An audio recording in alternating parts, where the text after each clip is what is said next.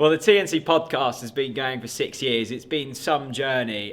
We are delighted today to welcome our first ever current head coach to the pod, Chris. I literally cannot believe it. I genuinely cannot believe it. And I know I say this every time we get a big interview, but it's all thanks to the Norwich fans that have supported us along the journey and enjoyed the content. And again, as I said with Atanasios, a big thanks to Norwich City Football Club for allowing us to do it. We know that the landscape has been difficult of recent, and it takes a big leap of faith for them to trust us to do it. So hopefully we did it justice, and yeah, big thanks to everyone watching. Well, look, if you enjoyed the podcast with the Atanasios and the one with Kenny McLean, I can guarantee you'll enjoy this. Real insight into the man behind the magic in recent weeks. Enjoy this, the TNC podcast with David Wagner.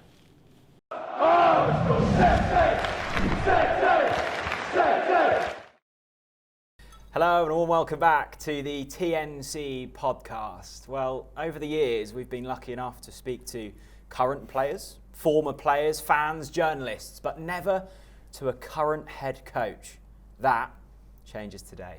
David Wagner, welcome to the TNC podcast. How's it going? Hi. Good, thank you. Thank you for the invitation. What a whirlwind couple of weeks it's been for you, hey? How do you fare on this evening when we were speaking to you now? How are you feeling? To be fair, quite relaxed. Obviously, we've done our work today, head training, and if there is no game on the weekend, which we have, obviously it's changed a little bit the routine in terms that you can be much more focused on yourself rather than on the opponent. And I think we are quite good prepared for the week. We had a lot of meetings today, what we like to do in this week, and this is when you have the feeling, okay, we are prepared, you are always quite relaxed. Good. We'll obviously be discussing your first couple of weeks at Norwich in length later. We always like to, with our guests, whether it's Kenny McLean or Onel Hernandez, go back to the start of the journey. Talk us through your early years, and we always find it fascinating, Chris and I. Was football always the plan, or was there a plan B in terms of career? No, listen, when you grow up as a boy in Germany, then obviously, and you have a little bit of talent. I would not say I have it or had it, but then you like to be a footballer, of course. So I think more or less from the first day, when I can remember back, it was my idea, my plan, my love, my vision, my whatever to be a footballer. But everybody knows how difficult it is to get one. Has there ever been any other career where you've looked at it and gone, oh, maybe I could have done that? Or was it like literally you had no idea it had to be football? Yeah, obviously there were time in Germany you make your, it's called Abitur, which is comparable to the A-level here in England. Yeah. When you turn 18, where you have to make usually a decision, will you go to university or what do you like to do afterwards? And obviously in this time I played already for Eintracht Frankfurt's youth academy, and I was close to the first team, and it looked like that I would get a chance to get a professional contract, and which happened. And so I don't really had to make my head around what I like to do when I will not get a professional footballer. But when I had to thought about it, or when I had to think about it, I thought that I probably will get a teacher.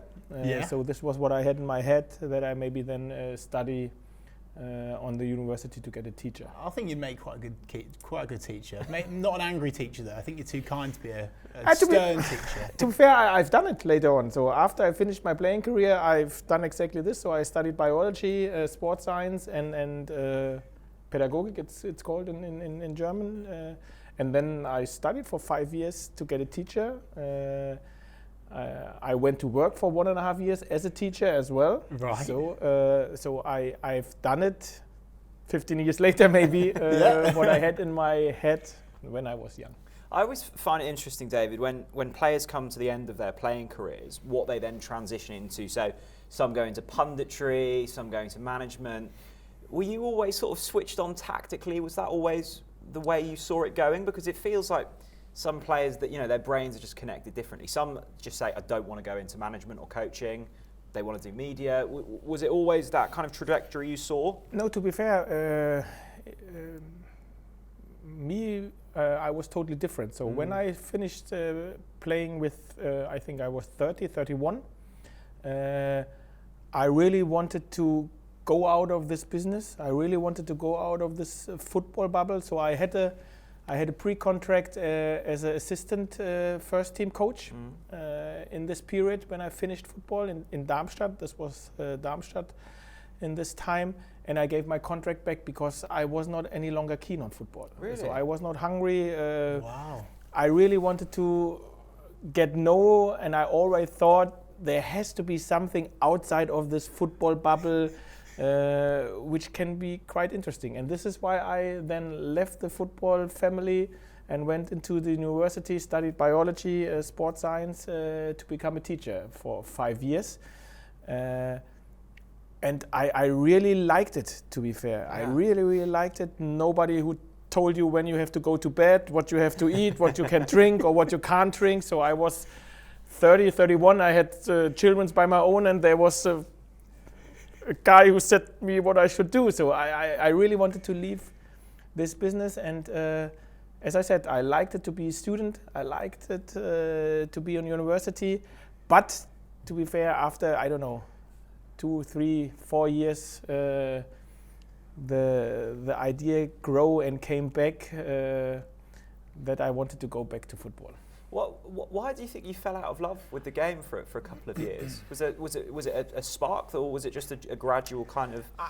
I don't really know, to be fair, but I felt I wasn't as hungry as I was before, and as I said, I really thought there has to be something outside of football which excites, because there are so many people who are not working in this football industry, and they are happy humans as well. And this is what I thought. And as I said, it was a super experience for me to get known to people who don't work in football, which are still best friends of mine, and they have a totally different mindset like we guys from the football industry have, to be fair. It's interesting, isn't it, Chris? Because, you know, we'll get on to the likes of maybe a Norwich Leitner or someone later, but we saw that under certain regimes before, rounded individuals where it maybe hasn't been a straightforward path. That's important, isn't it? I think so. I guess that's a question for you, David. I guess it's maybe the intensity of it all as a player, especially. It's just so every single day you've got to be obsessed with it, I guess, to be at that sort of peak performance level. So I can sort of understand why you would maybe think, actually, do you know what, I need to get away for a bit to come out again, for sure. I understand that. Absolutely. Yeah, it's now 25 years ago or 20 years ago when this happened, but I only wanted to see what's going on in the world, to be fair. And luckily I had the chance to do it, and more luckily I had the chance to come back to the business, to be fair. Absolutely. Let's talk about then the first steps into management, because you're a very well-known figure in this country now, even more so abroad. Talk us through those early steps of getting into the management business, I guess. What were the first kind of transitions into that? Yeah, then it happens that, like I said, so I went for 5 years to university, made finished my university, so had the possibility to go to school. In the last year of university, I made my UEFA Pro license as well. And in this period, Ralf Rangnick, who worked in Hoffenheim at this time, and Hoffenheim was a very growing club, very forward-thinking, very innovative, and he got known on me. So I played as a professional, studied sports science, biology on a university, had the UEFA Pro license, and he thought, oh, this guy is quite exciting.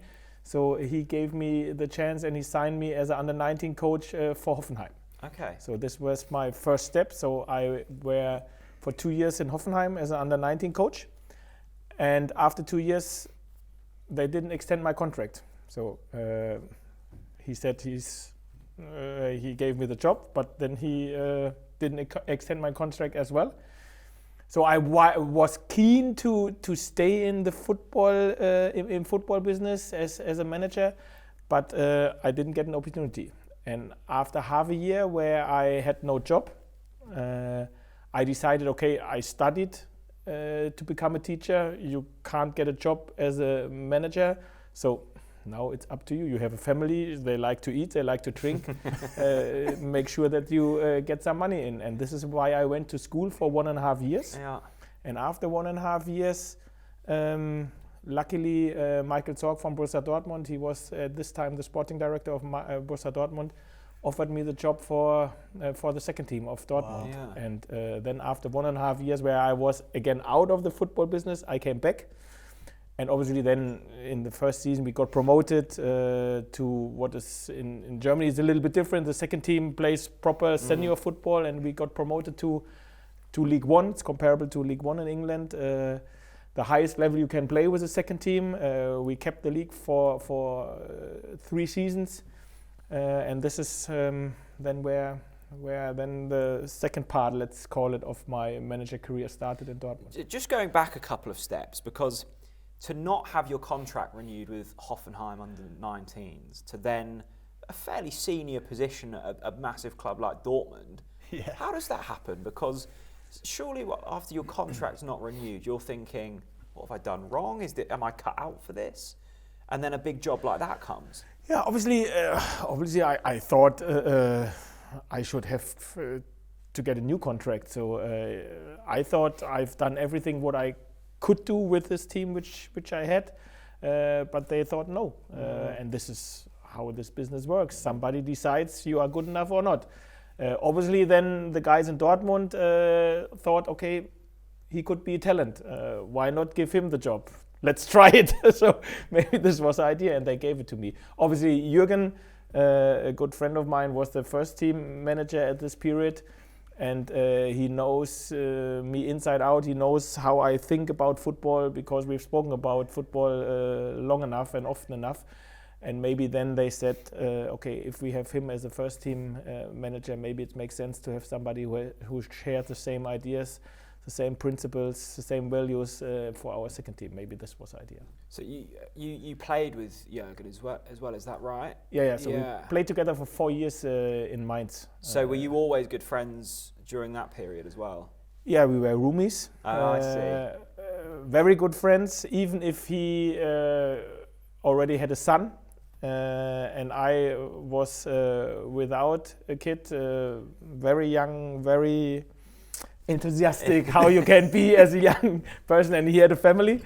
But when we were together, when we had away games, it was always a great time, so we loved it. How much did you learn during that period at Dortmund too? Because you're obviously learning from Jürgen, you're seeing at how a big club operates. That must have been a really pivotal time for you. To be fair, I'm still learning. This is the truth. I learned a lot in Hoffenheim. This was an unbelievable, forward-thinking, innovative club. Ralf Rangnick took us under his wings. We were able to join the training sessions of the first team. He gave us a chance to visit the trainings camp of the first team as well, the pre-season camps. And obviously in Dortmund it was more or less the same. So our trainings pitches were close to each other. So when I finished training, I always was able to watch the first team training sessions. And obviously I've learned a lot, and I'm still learning in this game. I think this is one of the biggest things I think you can't have as a new manager is experience. And this is why with every day, every experiences which you have on a day will help you to grow and to learn. I think particularly at Norwich over the past decade, we've had certain managers that have had a very clear philosophy, a very clear way they want to play, and it's that way or nothing else. We've had some managers that are probably slightly more would like to adapt depending on what teams we're playing. Have you always had a certain style that you want to implement with your players, or has that changed over the years? No, in general, I think everybody who hires me knows what he can expect. So I have a certain style of football which I like, which I love. And to be fair, I'm not sure if this is the best one, or I'm pretty sure it isn't, because there are different styles or the most successful ones, let's say, because you can have success with playing direct, with playing from the counter, with pressing high. So there are so many different styles, and all of them can be successful if you have the right environment and obviously the right mindset as well, and if you can teach your style to your team as well, and hopefully you have enough time to develop them. But this is my style, so I like it to have energy on the grass. I like intensive football. I like if you feel that everybody leaves his heart on the grass. This is what I really like. This doesn't mean you will win every game, but this is what I like, and I think you only can get across the message as best as you can if you speak about what you really love. And if you try to get a message across where you're not 100% convinced on, I think you maybe will fail to get your message across. And then obviously if you don't get your message across, the players can't deliver. Do you think in terms of your style, David, and your tactics, do you think some of what you've just said there is being developed from your playing days? You were a striker, weren't you, right? So yeah, ish. A striker without scoring goals. You said it. Yes. So, yeah. So, what should I say about my playing career? My playing career was not good enough, was not long enough. So we can stop speaking about my playing career. We must say to the people watching that before we started, David said, don't worry about my playing career. Don't worry about my playing career. All I'm saying is that thank God you're not an agent, because you're not very good at selling yours. You're too humble. But David, the point of, you obviously were a player, and I guess was that style of football that you've sort of grown with and you've embedded within you, was that almost influenced from your playing days, or was that purely from a managerial perspective, this is how I want to set my team up? Or do you sort of see yourself in those roles still on the pitch, being like, oh, actually, yeah, I'd work well here? Or no, I think this can't come from my playing career. I think I was was it that bad, David? No, but I was a totally different type of player, and to what I now ask my players to deliver, to be fair. Maybe this, because I know how you should not do it. This is why I can explain how they should do it. What I really loved as a player or as a striker as well, if you are brave, if you take your risk, and if you fail, you have to try to correct it. So this was something which I liked when I played. And maybe this is something, but to be fair, no, forget it. No, it's not from my playing career. You spoke there about, you said the word brave, and bravery perhaps is something that comes to this. Would you say you have a certain set of on-the-field values that you want all of these Norwich City players, which we'll go on to in a minute, to sort of live and breathe? Is bravery one of those, and what would the others be?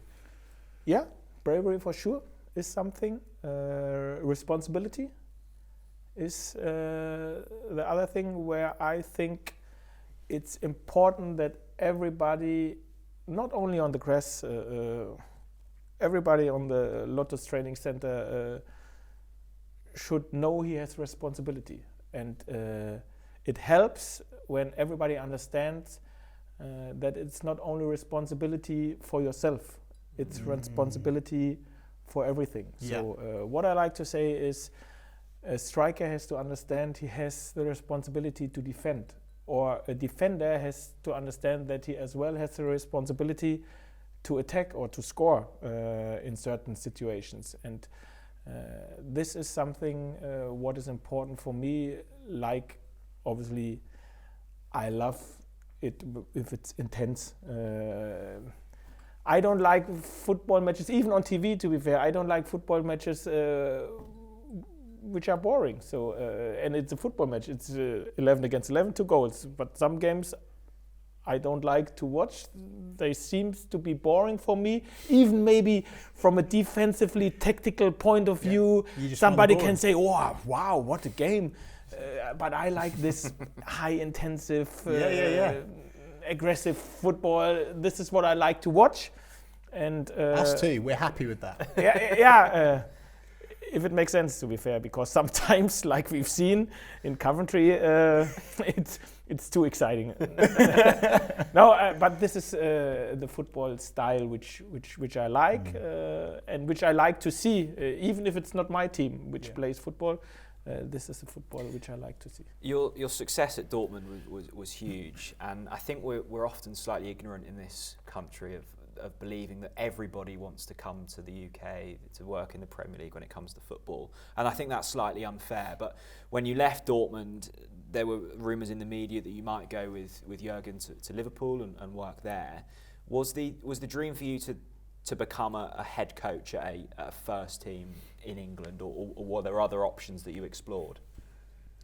No, it was not my dream to work in England and to be manager or head coach in England. This was not my dream. To be fair, I lived my dream at Dortmund. I really loved the environment. I loved managing the second team. I loved the connections which we had in the club with the first team. We had a very good standing in the football club as well, and as I said, we played on the highest possible level for a second team, and I had great talent. So when I see which players played for me in this time, a lot of them were full internationals for Germany, won the World Cup, were at the World Cup. It was a great time, and even in this period, I had some offers from Bundesliga 2 clubs. Which I not considered because I loved what I've done. And to be fair, I got rewarded as well from Dortmund in this time as well. And this was the reason why I was very happy in my job and I never considered to move on. But then it happened that Jürgen left the club. And in this summer we got relegated as well, unfortunately, after 3 seasons. And then we were only in League 2, comparable to League 2. And from this moment, something changed in the club, but in myself as well. And this were the moment where I thought, okay, as great as the last 4.5, 5 years were, and I said, no, I don't like to move on. I thought to myself, okay, now I like to move on. So the next possible opportunity which pops up, I will take. And then it was England. But I didn't plan this. And how does... Because I think football's probably changed a little bit over the last 7-8 years, and it is more common to see managers from the continent coming over, particularly I think we've always seen it in the Premier League, but maybe not so much in the second and third tiers. So how does that come about with Stuart Webber bringing you into it will not happen any longer because of Brexit. So now That's you true. close the door. So for apologies.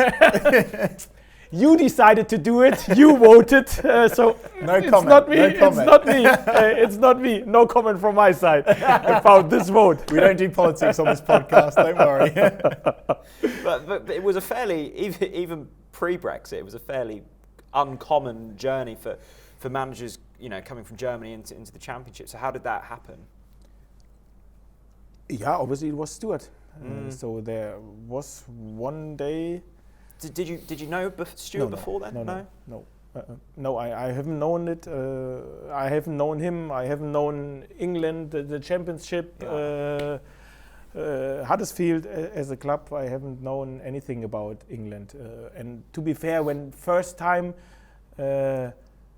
my agent called me, I thought, okay, come on, another one, because sometimes it was Greek, sometimes it was whatever, France, Sweden. Okay. Really? All of those countries just really spread like that? Yeah, listen, I was 5 years in Dortmund, so it happens. But so I thought, okay, will not, because most of them were not serious and nothing improved after this first phone call. But obviously this one was serious, and then we met us one time in Dortmund, in my house, and then in England, and then there was a moment where really the option were on the table, and I think it was November when I then joined English football. I remember seeing your journey and your process at Huddersfield, and it was something really fresh. I think looking at things from an outside perspective, looking at Huddersfield, we were going, cool, I wish we had a bit of that.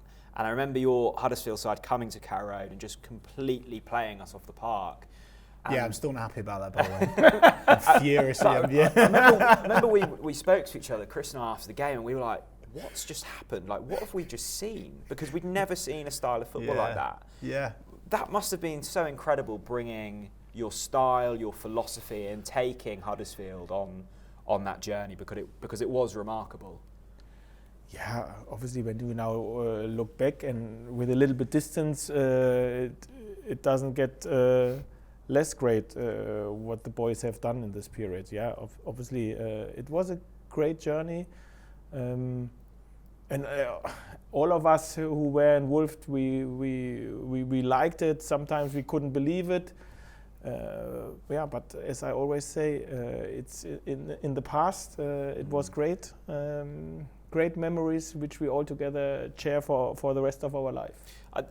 We'll get on to Norwich shortly. I think you've spoken about it lots in the past, and it's been well written about the kind of retreats you used to take players on, and I think you went things about slightly differently. Maybe those procedures are more common now. Did everyone buy in straight away, or were they looking at you going, what on earth is he doing here?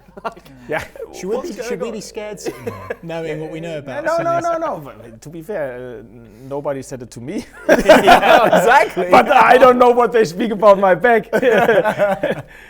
Behind my back, I don't know what they speak behind my back. So obviously, yes, it's maybe we do it slightly different, but what is different? And again, what is the truth? Nobody really knows what the truth is. I only can do where I'm convinced about, and hopefully I can convince my players as well. And to be totally honest, I think at the end of the day, they are, for 100%, they are athletes, and they like to be the best possible athlete they can be. And if you give them something which makes them better, and they feel, oh, I get better, then they do it, even if they don't like it, because they are 100% professionals, and this is how it should be. Some of the things which we do maybe are uncommon here in England, but totally common for example in Germany. So different cultures. I think it's important that first and foremost I can adapt to English culture, but on the other hand, the one or other thing other guys have to adapt as well. So from my point of view, I think it's pretty easy. There are some things which are not negotiable when they work with me, and other things I'm totally open to discuss. David? What are they? What are your non-negotiables when it comes to your players?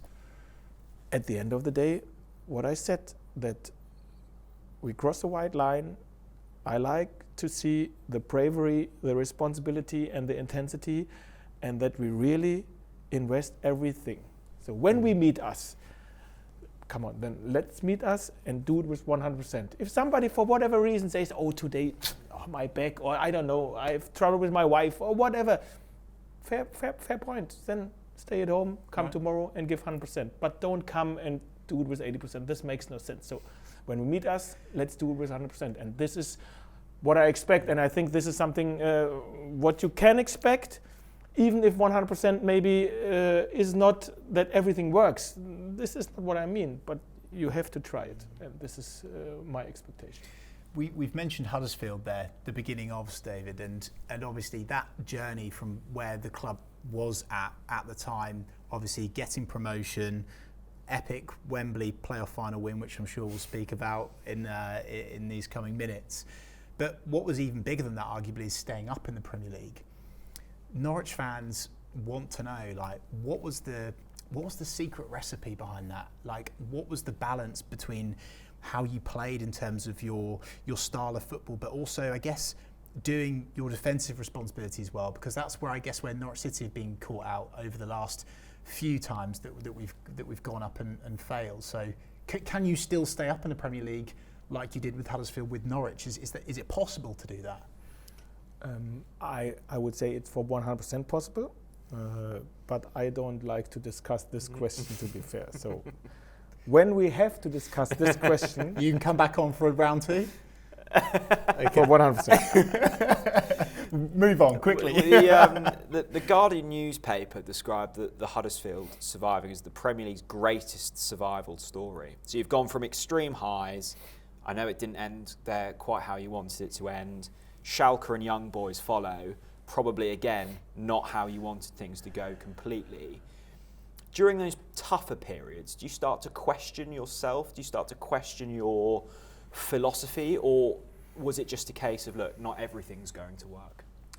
No, I would not say I question myself, but obviously you question what went wrong, and you question, have you make the right decision in terms of choosing the right club at the right moment for yourself and for the football club. This for sure you question afterwards. So I think, and this is where I strong believe in, everything happens for a reason. All the things in our life, and obviously in my managing life, it was from Hoffenheim over Dortmund, Huddersfield, Schalke, Bern, and now luckily here in Norwich.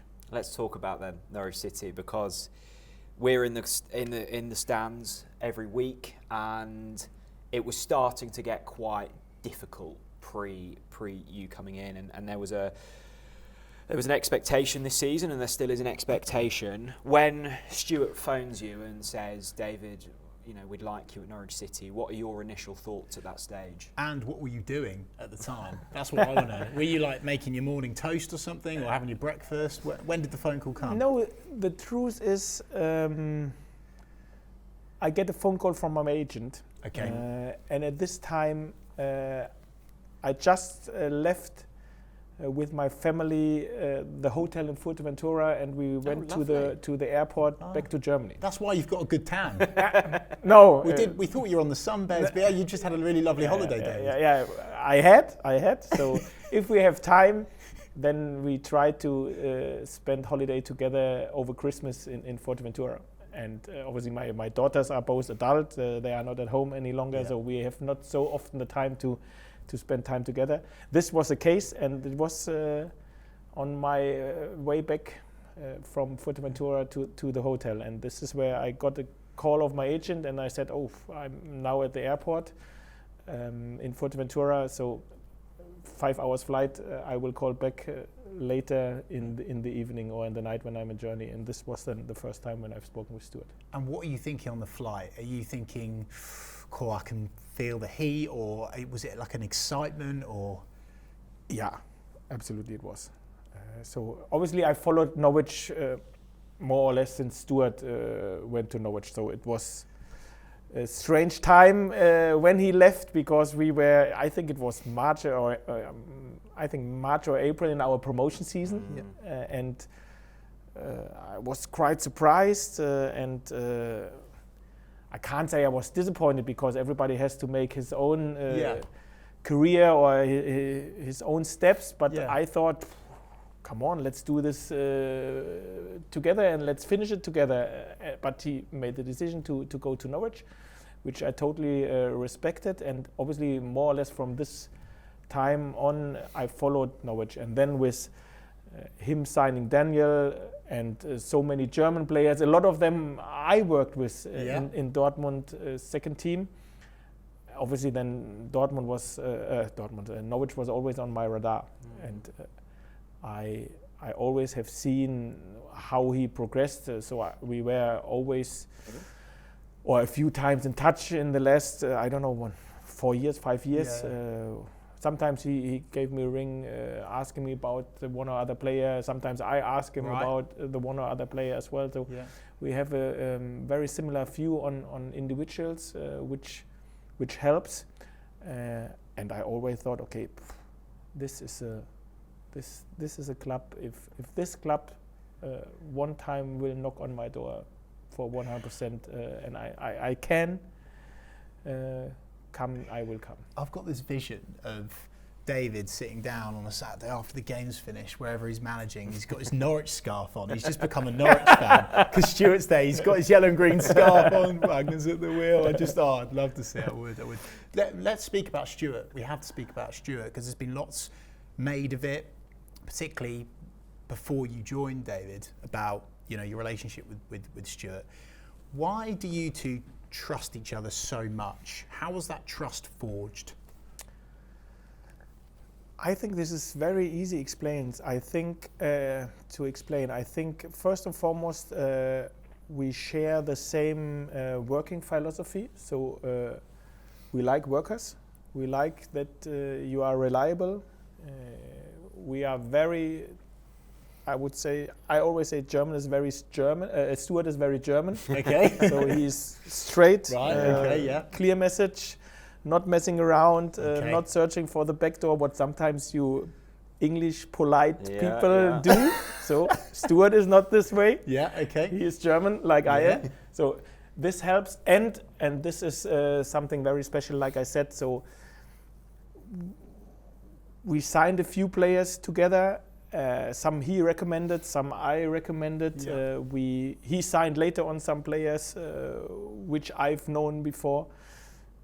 And this is where we more or less always had the same profile in our head, which we liked. And when you get recommended some players and they are then top players when you work with them, then obviously you trust the person which recommended you the players. And obviously if the other one recommended you some players and it works out, they trust you as well. So from my side, this is the reason why there is a trust in Stuart and what he says. Was there ever a time where Stuart was obviously at Norwich City, you were at another football club, and you both knew about a player, and Stuart got the player before you, and you were like, oh, damn it, Stuart got there before me?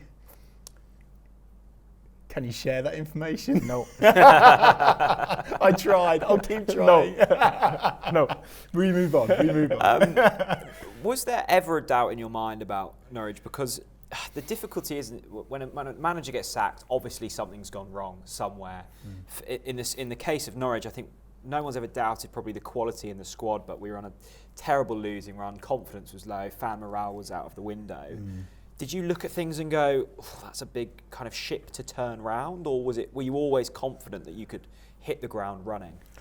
And listen, if I would not be confident, then I would not sign for this football. I think that makes no sense. If you don't think, okay, I can help or I can turn it, whatever, then you don't sign it. So why? This makes no sense. So I don't have time to waste, to be fair. No. But as I said, I followed this club. I followed this club in this season as well.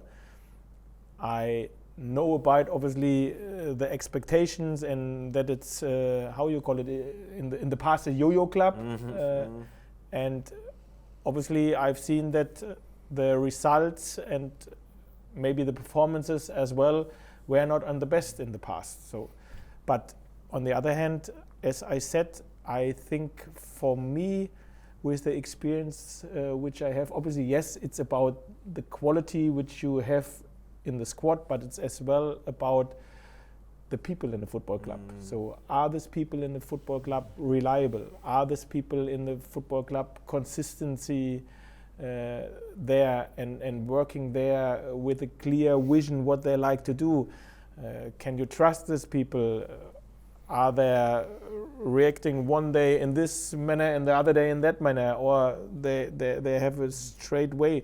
I think these are as well, for me, points which are important if I make a decision which club I like to join at next.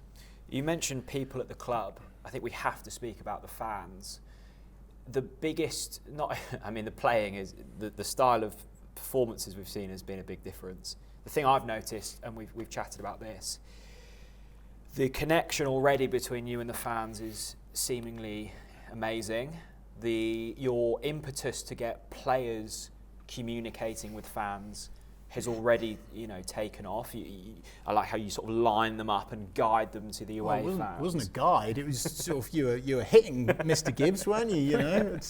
But that's obviously important. You deem your relationship with the fans, at the top of your priorities. Yes, but to be totally honest, it's not something what I plan or something where I think we should do this now to whatever get a better reputation or a better support. I think this is something, from my perspective, it's something totally natural. So I think at least you have to go and say thank you that you came, supported us. Sometimes they've seen a good game, sometimes not, but this is something which you should do as a player or as a manager. And I can understand maybe when some situations were not the greatest in the past, that they are not sure, should we go or should we not go? But this is exactly what I said. So what was in the past, it's done. So when I ask you to leave it in the past, I have to ask them in the stands as well, please leave it in the past. So give them a chance.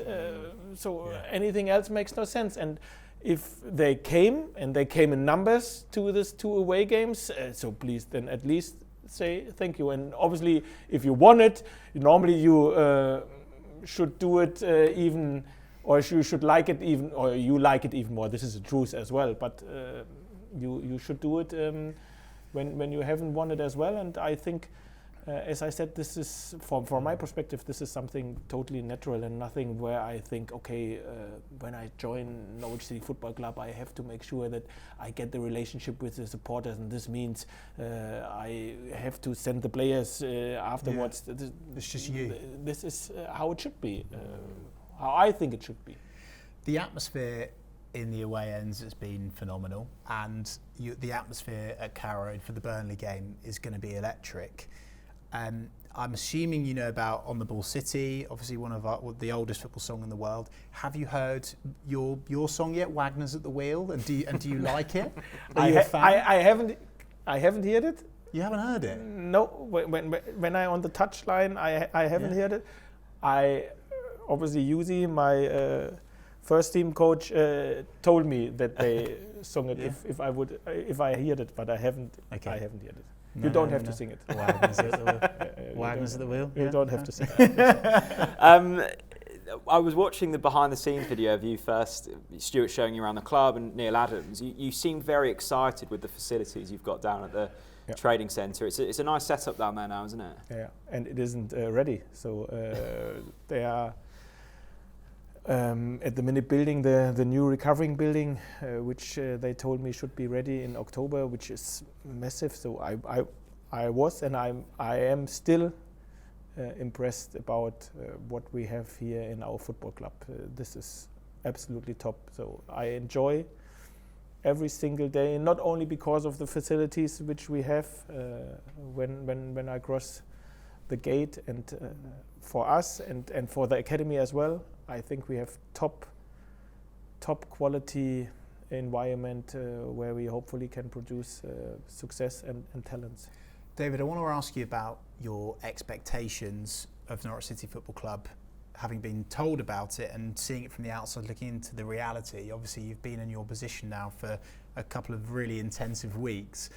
What are the things that have perhaps surprised you, or weren't told you before you came, and now you're at the training centre? And what are the things that you've noticed that have perhaps maybe surprised you or impressed you particularly about the club that you weren't told about before you joined, maybe?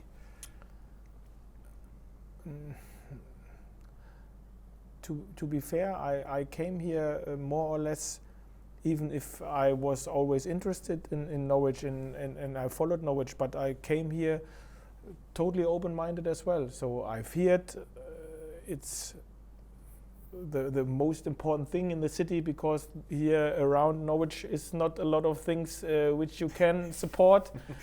I feel this, I absolutely do. So you can see now where it's so cold everywhere, green and yellow and green gloves, hats, whatever. It's great to see, and how many supporters us followed in numbers. This was just surreal when I've seen there were 3,000 in Coventry and then 1,000 at Preston as well. So no, there was nothing really which surprised me. Let me change the question then slightly, David, then. So perhaps not the club, but what, and I know I've heard you say you don't like to necessarily talk about individual players, but have there been any players that you've gone, cool, wow, like, you know, he has particularly stood out for me perhaps in training or something? Because I'm sure, you know, Jack, well, you might disagree. We disagree on a lot of things in football, but we've seen perhaps fringe players before, such as Anel Hernandez and Dowaldinho, as we like to call him now, Kieran Dowell. You know, under you've given them a new lease of life. So, like, have those, you know, is that an example of, you know, something that's perhaps surprised you of just the level of quality that those players have got, maybe? How should I say this? Obviously, I made my research and I've watched a lot of the games which Norwich played in the last, 2 months. This is what you obviously do in this short period of time, from the first contact till then you signed. And mostly these games are not the best if a club changes the manager. But if you now name Kieran, Dowaldinho. Oh, you can say that. I will. No, his head will get too big. So, only if Dowaldinho is a real fighter who likes to win challenges and work defensively, then we call it. Okay. No, seriously. Kieran, for example, Stuart mentioned this name first time when we were together in Huddersfield. Right. So we followed him in Huddersfield when he was in Everton. So I've known him, and I've known him as a player, even if then obviously we didn't sign him. And Onel I've known from Germany already. So right. I have known what these players, for example, because you named them, are capable of producing. And yeah, then can I say it's a surprise for me what they produce?